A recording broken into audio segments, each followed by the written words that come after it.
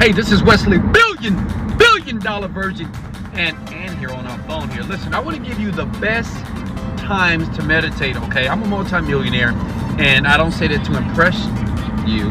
I said it to impress upon you that it's possible. Now listen, the best time to meditate, to manifest your dreams, is in the morning, write that down, and in the evening. Let me tell you why. Because your brain at those times are in what is called the alpha state, okay?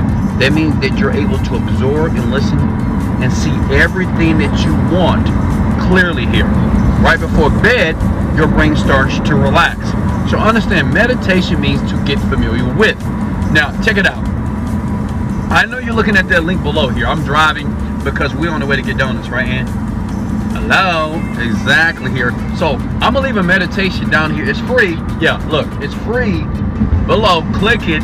Download the meditation that I'm using right now to manifest this beautiful, blessed life. Let's